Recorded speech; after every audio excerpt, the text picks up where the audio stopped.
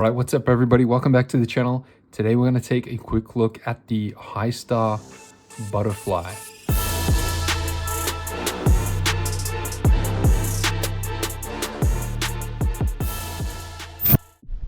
Right, today we're going to have a quick look at the Histar butterfly. Got the GIU 99 reel on there and haven't really got high hopes for this rod. It's only got 6 guides. This is a 0.5 to 5 grams casting model, 1.5 meters, which is 5 feet approximately. So we're gonna have a quick cast. I'm gonna give you my first impressions. First things first, this nut here, I did tighten it as good as I can and it came loose. Just give it another little crank. There we go. Looks quite nice paired together with that. And I've got a 1.5 gram Chub weight and a little, forget the name of the brand, little creature bait. So let's get cracking.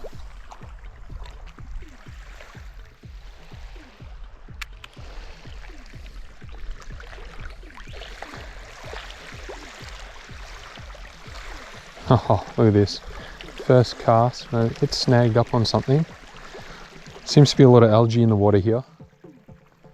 It's summer, so I think it kind of makes sense. Lots of light.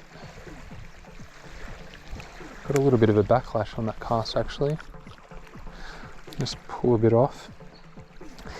Initially, in the hand, it feels quite. Well, when I felt it unboxing it, it felt heavy in the butt section. The handle is probably, kind of heavier than average, which is kind of to be expected with all the metal and that type of thing, and I think solid wood it seems.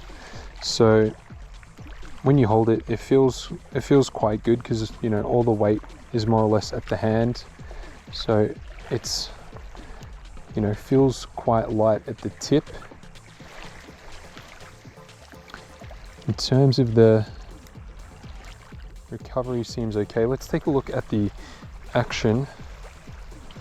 So if you get a perspective there, it's quite, I'd say it's a little bit hard to judge on such a short rod, but I would say that's kind of like a medium fast action. But because of the 6 guides, he cuts the corner quite badly. I don't know if you can quite make it out, but the first guide, second guide, that's fine. And between the second and third guides, it cuts across to the left a little bit.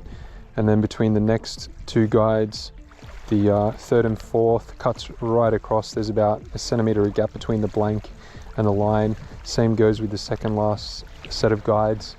And then the last set of guides doesn't really, but yeah, it definitely cuts across.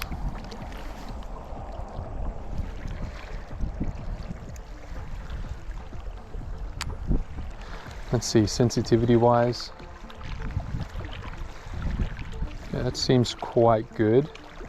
Not phenomenal, but good. You can definitely feel that bouncing. If I just give the rod a little kind of shake, I can definitely feel the weight of that Chub weight on the end there.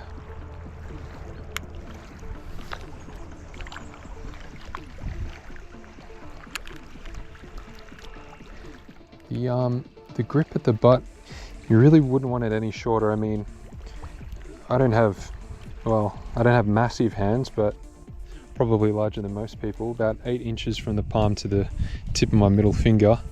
So that rests right there, which is, you can kind of feel it. It's not the best for me, but I don't think I'm going to recommend this rod anyway, just because of the lack of guides. It's pretty unacceptable, to be honest.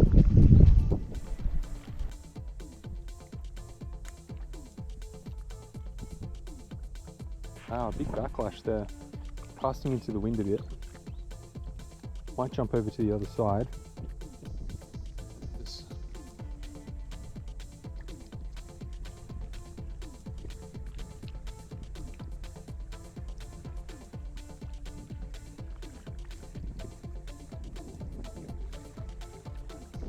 In this spot, I've caught a couple of carp here before on soft plastic.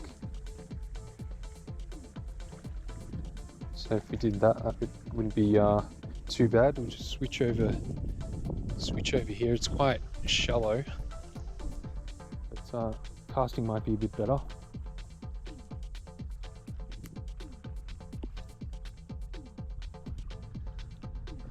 Another big backlash, not having much luck here today.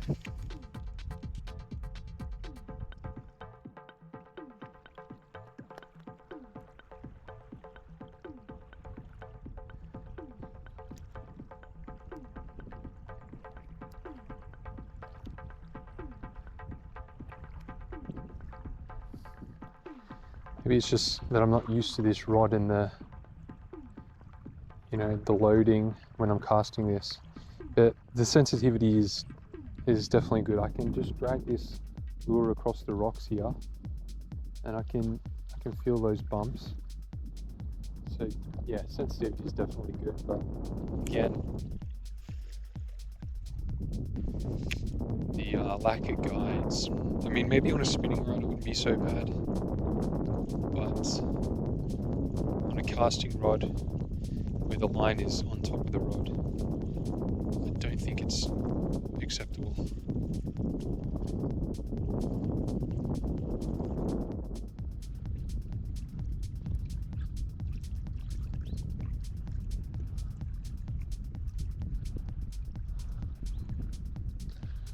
I think in here might be a little deeper.